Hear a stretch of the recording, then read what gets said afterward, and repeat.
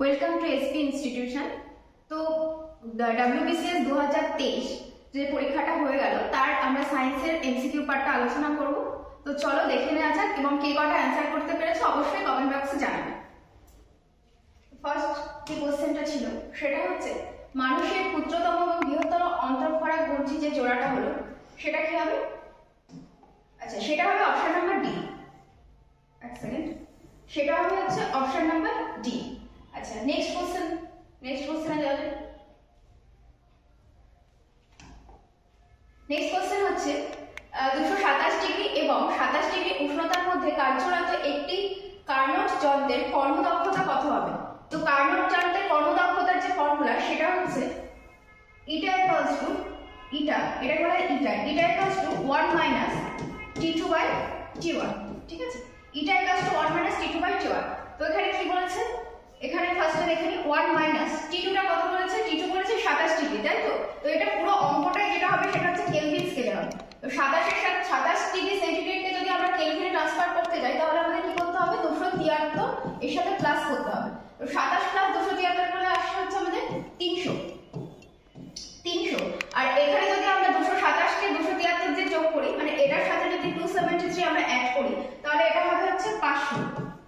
ঠিক আছে, তো 0000 কেটে দিলাম। তো এখানে কি পড়ে থাকছে? এখানটায় করছি 1 - 3/5। তো এটাকে এলসিএম করলে আসবে হচ্ছে 2/5। তো এটাকে যদি আমরা পার্সেন্টেজ, এটা আসছে হচ্ছে 0.4, আর এটাকে যদি আমরা পার্সেন্টেজে নিয়ে যাই তাহলে আসবে 40%।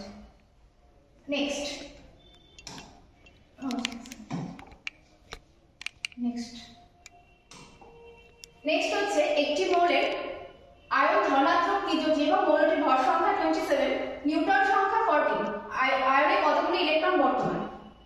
তো এটা যেটা হবে আয়নে কতগুলি ইলেকট্রন বর্তমান, তো ভর সংখ্যাতে আমরা কি জানি? মাস। ঠিক আছে, ভর সংখ্যাতে কি থাকে? ভর সংখ্যাতে যেটা থাকে, ভর সংখ্যাতে থাকে হচ্ছে প্রোটন প্লাস নিউট্রন। ওকে, তো প্রোটন প্লাস নিউট্রন মানে কত আছে? 27। Proton plus neutron equals to 27, আর নিউট্রন সংখ্যা বলে দিয়েছে 40। তো তাহলে আমরা প্রোটন সংখ্যা পেয়ে যাবো। প্রোটন সংখ্যা তাহলে কত হবে? 27 - 14 বলে কত আসবে? 13। তো 13টা প্রোটন আছে। তো আমরা জানি কোন মৌলতে যতগুলি প্রোটন থাকে ঠিক সেম নাম্বারে কত থাকে? ইলেকট্রন থাকে। তো প্রোটন যদি এখানে 13টা থাকে তো ইলেকট্রন সংখ্যা এখানে কত হবে? 13 হবে। বাট এটা এখানে ফার্স্ট লাইনে বলে দিয়েছে একটি মৌল আয়ন ধনাত্মক ত্রিজ্যী, মানে মৌলটা হচ্ছে +3 চার্জ বিয়ার করছে, +3 চার্জ হচ্ছে ধারণ করছে। তার মানে কি অলরেডিও 3টে ইলেকট্রন ছেড়ে দিয়েছে। তো 13টা ইলেকট্রনের মধ্যে যদি 3টে ইলেকট্রন অলরেডি ছেড়ে দেয় তো কটা ইলেকট্রন থাকছে? 10টা। তো অ্যানসার হবে হচ্ছে বি, 10টা। Next question. নেক্সট হচ্ছে বীজের সুপ্তদশা ভঙ্গ করে কোন হরমোন? বীজের সুপ্তদশা ভঙ্গ করে যে হরমোনটা সেটা হবে হচ্ছে এখানে gibberellin, option number B. Next question হচ্ছে 9 গ্রাম জলে অণু সংখ্যা n, 44 গ্রাম কার্বন ডাই অক্সাইডের অণু সংখ্যা কত থাকবে? তো এটা খুব সোজা, এটা হচ্ছে আমি বলে দিচ্ছি আণবিক ভরে কার্বন ডাই অক্সাইডের অণু সংখ্যা কত হবে? আচ্ছা, তো এটা হচ্ছে আণবিক ভরে সবসময় যে অণু সংখ্যা থাকে সেটা হচ্ছে n সংখ্যক। ঠিক আছে, তো এটা 9 গ্রাম জলে অণু সংখ্যা হচ্ছে n। তো জলের যদি আমরা বের করি, জলের সংখ্যা হচ্ছে H2O। ঠিক আছে, তো H2 এর মলিকুলার ওয়েট বের করলে আসবে 18, তাহলে 18 গ্রাম। ঠিক আছে, তাহলে কি বলছেন? 9 গ্রামের অণু সংখ্যা হচ্ছে n, তাহলে 18 গ্রামে কত অণু থাকবে? 18 গ্রামে হবে 2n। ঠিক আছে, তাহলে বলছে 44 গ্রাম কার্বন ডাই অক্সাইডের অণু সংখ্যা কত হবে? তো এখানে 44 গ্রাম কার্বন ডাই অক্সাইডের অণু সংখ্যা সেম সংখ্যক থাকবে, তো CO2। তো এখানে CO2 আমি আণবিক ভরটা বের করছি, কার্বন হচ্ছে 12 আর অক্সিজেন হচ্ছে 16 + 2 বলে আসছে হচ্ছে এখানে 44। ঠিক আছে, তো এখানে যে অণু সংখ্যা হবে সেটা হচ্ছে 2n সংখ্যক হবে। নেক্সট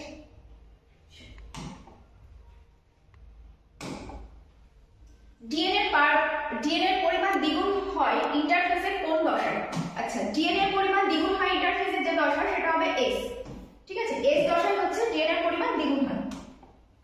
নেক্সট, লেড নাইট্রেট জলীয় দ্রবণে পটাশিয়াম আয়োডাইড যোগ করলে কি হবে? লেড নাইট্রেটের জলীয় দ্রবণে পটাশিয়াম আয়োডাইড যোগ করলে কি হবে? পটাশিয়াম আয়োডাইড হচ্ছে Ki। ঠিক আছে, আর লেড নাইট্রেট হচ্ছে PbNO3 বলবো। ঠিক আছে, তো এটা যদি তুমি Ki যোগ করি তাহলে কি হবে? তাহলে এখান থেকে বিক্রিয়া হয়ে এখান থেকে কি আসবে? এখান থেকে বিক্রিয়া হয়ে আসবে হচ্ছে লেট আই রেট আসবে হচ্ছে এখান থেকে বিক্রিয়া হয় পিবিআই বেরোবে, এখান থেকে বিক্রিয়া হয়ে বেরোবে হচ্ছে পিবিআই, এর একটা প্রেসিপিটেট করে যাবে। এর কালারটা হচ্ছে সবসময় হলুদ, আয়োডিন মানে হচ্ছে তার কালারটা সবসময় ইয়েলো হবে, তো এখানে ইয়েলো যে অপশনটা আছে সেটা হবে, তো অপশন নাম্বার বি। নেক্সট, আচ্ছা 20 ডিগ্রি সেন্টিগ্রেড উষ্ণতায় জলের ঘনত্ব 900 হচ্ছে 98 কিলোগ্রাম, আর হচ্ছে 40 ডিগ্রি সেন্টিগ্রেড উষ্ণতায় জলের ঘনত্ব এত বলেছে, তো বলেছে জলের ক্ষেত্রে সম্প্রসারণ গুণাঙ্ক, সম্প্রসারণ গুণাঙ্ক হচ্ছে গামা দিয়ে রিপ্রেজেন্ট করা হয়। তো এর সূত্রটা হচ্ছে rho T2 equals to rho T2 equals to rho T1 by 1 plus gamma into delta T, ঠিক আছে। তো rho T2 হচ্ছে T2 মানে হচ্ছে এখানে সেকেন্ডের টেম্পারেচারটা দিয়েছে সেটাতে ঘনত্ব কত ছিল, তো সেকেন্ড ঘনত্ব আমাদের দিয়েছে হচ্ছে 992, তো এখানে কত ভ্যালু বসাবো 992, এখানে কত হবে এখানে হচ্ছে আসবে হচ্ছে 998, ওকে 1 প্লাস এখানে আমাদের গামা বের করতে হবে, গামা হচ্ছে তোমার সম্প্রসারণ গুণাঙ্ক যেটাকে গামা দিয়ে রিপ্রেজেন্ট করা হয়। ঠিক ডেল্টা টি মানে হচ্ছে টেম্পারেচার কি চেঞ্জটা হচ্ছে, টেম্পারেচার চেঞ্জ সবসময় ডেল্টা দিয়ে বোঝানো হয়। তো ডেল্টা টি ইকুয়ালস টু কি হবে, ডেল্টা টি ইকুয়ালস টু হবে হচ্ছে T2 মাইনাস T1, মানে হচ্ছে ফাইনাল মাইনাস ইনিশিয়াল যে টেম্পারেচারটা আছে, ঠিক আছে। তো সেখানে বসাতে হবে ফাইনালটা হচ্ছে 40 ডিগ্রি আর এখানে ইনিশিয়াল হচ্ছে 20, তাহলে কত হবে 40 মাইনাস 20। তো এটা ক্যালকুলেশন করলে গামা যেটা আসবে সেটা হচ্ছে চলে যাবে অপশন নাম্বার 3 এর সাথে 3.00 ইনটু 10 টু দি পাওয়ার -4, এটা ক্যালকুলেশন করলে গামার ভ্যালু এটা বেরোবে। তো অপশন নাম্বার 3 হচ্ছে আমাদের কারেক্ট অ্যানসার হবে। নেক্সট, নিচের চারটি শব্দের মধ্যে তিনটি বাকি এবং একটি শব্দের অন্তর্গত সেই শব্দটি কোনটি? তো এখানে যে অ্যানসারটা হবে এটা সবকটাই হচ্ছে কার সাথে সম্পর্কযুক্ত, তো এখানে সবকটাই হচ্ছে অ্যাড্রিনালিনের সাথে সম্পর্কযুক্ত, তো অপশন হবে অ্যাড্রিনালিন। নিউল্যান্ডের অক্টো সূত্র অনুযায়ী বেরিলিয়ামের সাথে যে মৌলটি সম্পর্কযুক্ত, তো সেটা কি হবে, বেরিলিয়ামের সাথে যে মৌলটা সম্পর্কযুক্ত সেটা হবে, তাহলে লিথিয়ামের পরে আসছে হচ্ছে বেরিলিয়াম। এই সিরিজেই হচ্ছে নিচে থাকবে নিউল্যান্ডের অক্টের সূত্রে, এই সিরিজের নিচে থাকবে হচ্ছে ম্যাগনেসিয়াম, ঠিক আছে। তো এখানে হবে বেরিলিয়ামের সাথে তার কি হবে ম্যাগনেসিয়াম হচ্ছে সম্পর্কযুক্ত হবে। নিউল্যান্ডের অক্টের সূত্র মানে আমাদের ছিল 8টার পর প্রত্যেকটা মৌল আবার রিপিট হচ্ছে, lithium beryllium boron carbon nitrogen oxygen sodium, ঠিক আছে, এরকম ছিল beryllium, lithium beryllium boron carbon nitrogen oxygen, তারপরে হচ্ছে 8টায় কি ফ্লোরিন, ঠিক আছে, নিয়ন তখন আবিষ্কার হয়নি, তারপরে চলে আসছিল সোডিয়াম, ঠিক আছে। তো তারপরে চলে আসবে ম্যাগনেসিয়াম, তো বেরিলিয়ামের পরে যার সাথে মিল থাকবে সেটা হচ্ছে ম্যাগনেসিয়াম। জলে দ্রবীভূত হয় এমন যৌগটি শনাক্ত করো, তো ফার্স্ট হচ্ছে গ্লুকোজ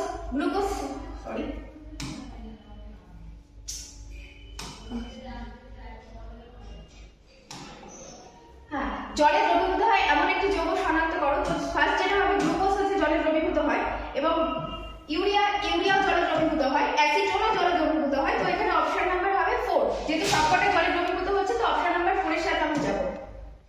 নেক্সট কোশ্চেন, নিচের কোন রোগটি অটিজম ঘটিত, তো নিচের যে রোগটা হচ্ছে অটিজম ঘটিত সেই রোগটা হবে হচ্ছে আমাদের বর্ণান্ধতা, ঠিক আছে, বর্ণান্ধতা হচ্ছে আমাদের অটিজম ঘটিত, অপশন নাম্বার সি হচ্ছে কারেক্ট অ্যানসার। নেক্সট কোশ্চেন, আচ্ছা স্প্রিং তুলা যন্ত্র থেকে ঝোলানো একটি তারের খাঁচায় একটি পাখি বসেছিল, W1 হচ্ছে স্প্রিং তুলা যন্ত্রের পার্ট এবং খাঁচার ভিতরে উড়ে গেলে তুলা যন্ত্রের পার্ট হয় W2, নিম্নলিখিত কোনটা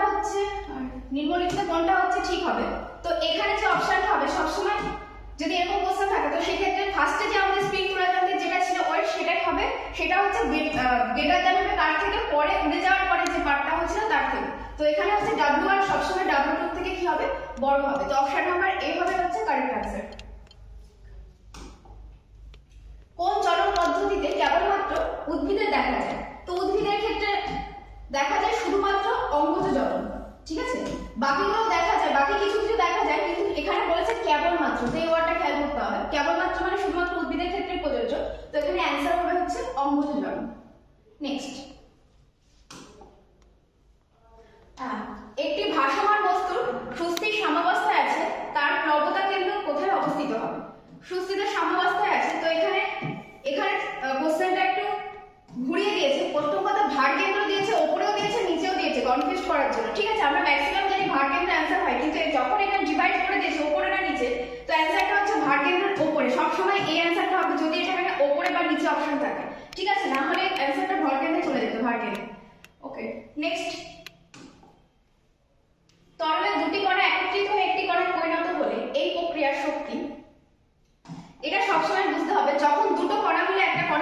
হচ্ছে, ঠিক আছে, দুটো কণা মিলে যখন একটা কণা হচ্ছে, ওয়ান কণা হচ্ছে, তখন কি হচ্ছে, শক্তির মুক্তি হয়। সবসময় নতুন কোনো কণা যদি তৈরি হয়, ঠিক আছে, সেটা যদি স্টেবল হয়, তখন এনার্জি সবসময় রিলিজ হয় বা মুক্তি হয়। তো এখানে অপশন নাম্বার বি হবে, ঠিক আছে, বি হবে হচ্ছে সঠিক অ্যান্সার।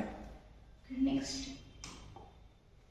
একটি লোহার বলকে উত্তপ্ত করা হলো, শতকরা হারে সর্বোচ্চ বৃদ্ধি পাবে তার। তো যখনই একটি মেটালকে উত্তপ্ত করছি, তো তার যেটা চেঞ্জ হবে, শতকরা হারে যেটা বৃদ্ধি পাবে, সেটা হচ্ছে আয়তন, ঠিক আছে, সেটা হচ্ছে আয়তন। এখানে অপশন হবে আয়তন। নেক্সট, আচ্ছা এটা ভালো কোশ্চেন। রেল লাইনের ট্র্যাক মেরামতের জন্য থার্মিক পদ্ধতিতে যে বিচারক পদার্থটি ব্যবহার করা হয়, থার্মিক পদ্ধতি বলে দিয়েছে, এইটা দেখে অ্যান্সার হয়ে যাবে। থার্মিক পদ্ধতি মানে সবসময় অ্যালুমিনিয়াম ব্যবহার করব, তো এখানে অপশন হবে ধাতব অ্যালুমিনিয়াম।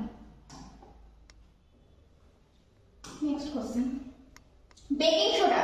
এই কোশ্চেনটা ট্রিকি ছিল। বেকিং সোডার মিশ্রণে থাকে sodium carbonate, acetic acid, sodium carbonate, tartaric acid, sodium hydrogen carbonate, tartaric acid, আর হচ্ছে সোডিয়াম হাইড্রোজেন কার্বনেট এবং অ্যাসিটিক অ্যাসিড। তো এই কোশ্চেনটা খুব ইজি ছিল এবং ট্রিকিও ছিল, কারণ বেকিং সোডা মানে আমরা সবাই বলে যাই সোডিয়াম কার্বনেট, কিন্তু সোডিয়াম কার্বনেটের সাথে থাকে হচ্ছে টার্টারিক অ্যাসিড। তো অপশন হবে অপশন নাম্বার বি। নেক্সট, একটি জলের কণা ভেঙে দুটো কণায় পরিণত হলো, কণার দুটির কোন ধর্মের যোগফল কণার একক কণার সমান হবে। তো একটা জলের কণা ভেঙে দুটো কণায় পরিণত হয়েছে, মানে এখান থেকে যদি আমরা দেখাই, এটা যদি হচ্ছে এ হয়, তো এখান থেকে যদি বি আর সি হয়, তো সব সময় যেটা হচ্ছে সবসময় চেঞ্জ হবে না, যেটা আনচেঞ্জেবল থাকবে, সেটা হচ্ছে আয়তন। সবসময় আয়তন হচ্ছে ঠিক থাকবে, বাকি যে কোনো প্রপার্টি চেঞ্জ হয়ে যাবে, বাট আয়তনটা ফিক্স থাকবে। মায়োপিয়ার কারণ হলো অক্ষিগোলকের সংকোচন, অক্ষিগোলকের প্রসারণ, অপটিক স্নায়ুর শুষ্কতা এবং সবকটি। এখানে হচ্ছে অক্ষিগোলকের প্রসারণ, অক্ষিগোলকের প্রসারণ হলে তবে মায়োপিয়া হয়, আর অক্ষিগোলকের সংকোচন হলে তখন হবে হচ্ছে হাইপারমেট্রোপিয়া, ঠিক আছে। ওকে, নেক্সট, এই কোশ্চেনটা ভালো কোশ্চেন। Mg+O, MgO, এটা হচ্ছে সংযোজন বিক্রিয়া, জারণ বিক্রিয়া, তাপদাহী বিক্রিয়া, মানে হচ্ছে যেখানে হিট উৎপন্ন হচ্ছে, ঠিক আছে, সেটাকে বলা হচ্ছে তাপদাহী বিক্রিয়া। যেখানে হিট হচ্ছে উৎপন্ন হচ্ছে, সেটাকে বলা হচ্ছে তাপদাহী বিক্রিয়া। আচ্ছা, সংযোজন মানে হচ্ছে যেখানে দুটো জিনিস মিলে একটা জিনিস উৎপন্ন হচ্ছে। জারণ বিক্রিয়া মানে হচ্ছে যেখানে জারণ মানে হচ্ছে অক্সিডাইজ হচ্ছে যেখানে, তো যেখানে জারণ সংখ্যা বেড়ে যায় সেটা জারণ বিক্রিয়া হয়। তো এখানে দেখা যায় ফার্স্টে সংযোজন বিক্রিয়া এটা হচ্ছে ফুলফিল করছে। ওকে, জারণ বিক্রিয়া এটা হচ্ছে, কারণ এখানে হচ্ছে জারণ সংখ্যা এখানে 0 আর এখানে হচ্ছে +2, তো জারণ সংখ্যা বাড়ছে মানে জারণ হচ্ছে। তাপদাহী বিক্রিয়া অবশ্যই এখানে লিখে দিয়েছে শক্তি উৎপন্ন হচ্ছে, মানে এখানে হিটও উৎপন্ন হয়েছে। তো আমরা চলে যাবো অপশন নাম্বার ডি, কারণ এখানে সবকটাই হচ্ছে। নেক্সট, আচ্ছা আবার একটা সুন্দর কোশ্চেন ছিল। একটি রোধ 5 ওহম, 4.5 ওহম এবং 3 ওহম এমন ভাবে সংযুক্ত করা হলো যে তাদের সর্বোচ্চ মান হবে। তো এখানে যেটা খেয়াল করতে হবে, সর্বোচ্চ মান দিয়েছে। সর্বোচ্চ মান মানে এগুলো তো আমরা কিসে যোগ করে দেবো, সিরিজে যোগ করে দেবো। একটা হচ্ছে সিরিজ, একটা হচ্ছে প্যারালাল, তো এখানে সিরিজে যোগ করতে হবে। 5 + 4.5 + 3, তো এটা আসবে হচ্ছে 12.5, তো অ্যানসার হবে হচ্ছে এ 12.5। ওকে, একটি ধাতব বলের কেন্দ্রতে একটি গোলাকার গহ্বর রয়েছে, বলটিকে উত্তপ্ত করা হলো এবং আয়তন কি হবে। তো আয়তন যেটা হবে সবসময়, একটু আগে এরকম একটা কোশ্চেন ছিল, এই কোশ্চেনটা মানে একটা বল দিয়েছিল, গহ্বর ছিল না, তো সেখানে আমরা দেখেছিলাম আয়তন বেড়েছিল। তো এখানেও আয়তন কি হবে, বৃদ্ধি পাবে। কোশ্চেনটা এরকম ছিল, কি বৃদ্ধি পাবে, অপশন ছিল আয়তন, তো এখানে হচ্ছে আয়তনটা বৃদ্ধি পাবে। ওকে, এইটুকু তোমাদের কোশ্চেন ছিল। তো আশা করি তোমাদের অ্যান্সার কিগুলো তোমরা মিলিয়ে নিতে পারবে, কোথায় ভুল হয়েছে বা কতগুলো ঠিক করলে। তো তোমরা অবশ্যই কমেন্ট বক্সে জানিয়ে দিও কে কটা ঠিক করেছো, এবং অবশ্যই যাদের ভালো হয়েছে তারা অবশ্যই মেন্সে প্রিপারেশন নাও, আর যারা হচ্ছে একটু একটু ভুল হয়েছে তারা আবার শুরু করো, কারণ ভুল করলে মানুষ ঠিক করে। তো ঠিক আছে, চ্যানেলটা সাবস্ক্রাইব করে দিও, সবাই লাইক কমেন্ট শেয়ার করে দিও। Thank you.